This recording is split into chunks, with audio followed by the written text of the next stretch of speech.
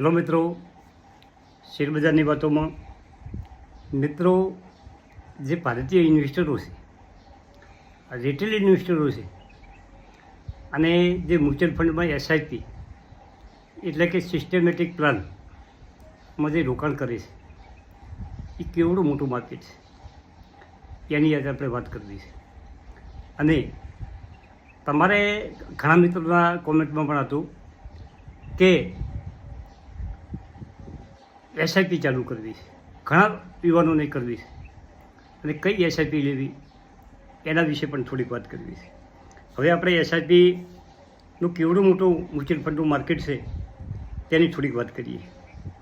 જો તમે એસઆઈપીમાં રોકાણ કરતા હો તો તમારા માટે બહુ સારી તકો છે અને તેના માટે એક સારા સમાચાર છે કે એસઆઈપી એટલે કે ઇન્વેસ્ટમેન્ટ પ્લાન, તેમાં ભારતના ઇન્વેસ્ટરો નાની રકમથી રોકાણ કરે છે અને આજે એક મોટું માર્કેટ બની ગયું છે. હવે એને ઓખળામાં આપણે વાત કરીએ કે એસઆઈપીનું જે બિઝનેસ છે એ કેવડો મોટો બિઝનેસ છે, તો એને આપણે ઓખળામાં સમજીએ કે જૂન મહિનો છે 30/6/2025માં એસઆઈપીનું કુલ માર્કેટ 15 લાખ કરોડે પહોંચી ગયું છે. કેટલું મિત્રો? 15 લાખ કરોડ. અને પહેલાંના સમયમાં આપણા શેર માર્કેટમાં જો વિદેશી રોકાણકારો બજારમાં વેચવા લઈ આવે તો આખું બજાર થરથર કાંપતું હતું, પરંતુ હવે એવું નથી કે વિદેશી રોકાણકારો જો વેચવા આવે તો સામે આપણા ઘરેલું ફંડો જોરદાર ખરીદી કરે છે. અને નીચેમાં જ્યારે બજાર નીચે હતું ત્યારે આપણા ઘરેલું ફંડોએ ખૂબ ખરીદી કરી હતી. તો હવે જૂન 2025માં જે 15 લાખ કરોડનું માર્કેટ હતું તેનો ઇતિહાસ સમજીએ કે 2016માં આ મ્યુચ્યુઅલ ફંડોનું કુલ ભંડોળ 1 લાખ કરોડ હતું. કેટલું હતું? 1 લાખ કરોડ. અને 5 વર્ષ પછી એટલે કે 2021માં એટલે કે 5 વર્ષના ગાળામાં તે વધીને 5 લાખ કરોડે પહોંચ્યો. 5 વર્ષમાં 5 ગણો વધ્યો.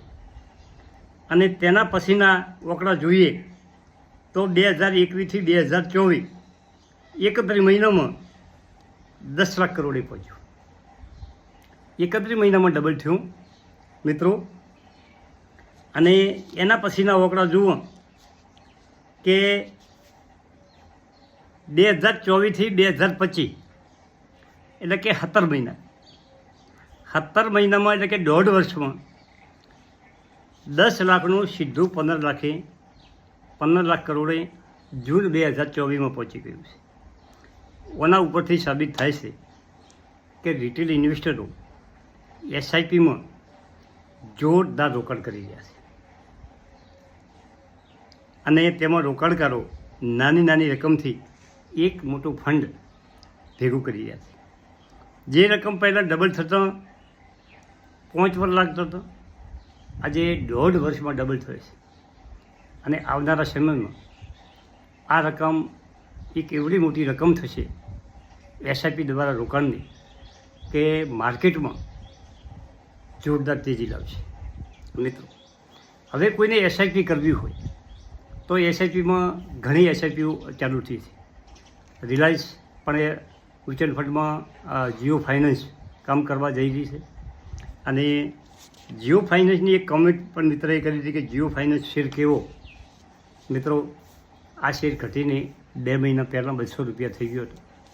આજે 325 રૂપિયા આસપાસ ચાલી ગઈ છે મિત્રો. અને આ કંપની રિલાયન્સની કંપની છે, એ પણ મ્યુચ્યુઅલ ફંડમાં સારામાં સારું કામ કરવાની છે. મ્યુચ્યુઅલ ફંડમાં તમે તમારી શક્તિ મુજબ કે એસઆઈપી કરી દો તો લાર્જ કેપ છે. લાર્જ કેપ એટલે કે એ એસઆઈપી જે લાર્જ કેપ એટલે કે મોટી કંપનીઓમાં છે એમાં રોકાણ કરવાવાળી જે પ્લાન છે એમાં તમે એસઆઈપી કરો તો તમારા પૈસાથી મોટી કંપનીઓમાં રોકાણ એ લોકો કરે. મિડ કેપ જે ફંડ છે એમાં રોકાણ કરો તો જે મિડ કેપની કંપનીઓ છે કે જેથી 5,000 કરોડથી ઉપર જેનું માર્કેટ કેપ છે અને 20,000 કરોડથી નીચું છે એના મિડ કેપ છે એમાં રોકાણ કરે. અને સ્મોલ કેપ ફંડ એટલે કે 5,000થી નીચે જેનું માર્કેટ કેપ છે કે નાની કંપનીઓમાં રોકાણ કરે. હવે મારે જે એસઆઈપીઓ છે એ બધી સ્મોલ કેપ ફંડમાં એસઆઈપીઓ છે. મારા પાસે 4 થી 5 એસઆઈપીઓ છે.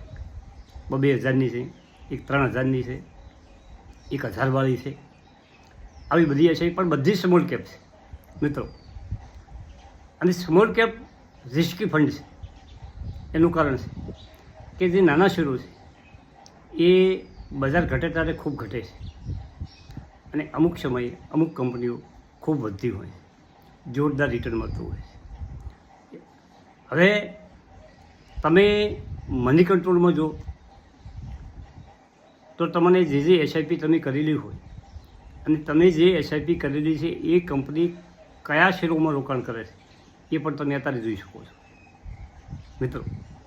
અને તમે આ 2,000ની એસઆઈપી કરી જે ચાલુ કરી હોય અને તમને કેટલા યુનિટ મળ્યા હોય અને જો બજાર ઘટે તો એના આગળના મહિને તો તમને એનાથી નીચે યુનિટ ભાવે મળે છે અને બજાર વધે તો યુનિટનો ભાવ વધતો હોય છે. આ રીતે એનું ગોઠવણ થતી હોય છે. એટલે આજના સમયમાં માણસ શેર બજારથી જે કોઈ ગભરાતા હોય તે લોકોને એસઆઈપી કરવી જોઈએ. અને મારું તો એવું કહેવું છે કે શેર બજારમાં એસઆઈપી દરેક પાસે હોવી જોઈએ છે.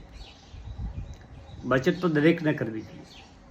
તમે એફડીમાં રોકાણ કરો તો તમને 7.5% રિટર્ન મળે અને એસઆઈપીમાં મિનિમમ રિટર્ન તમને 12 થી 15% તો મળે છે મિત્રો.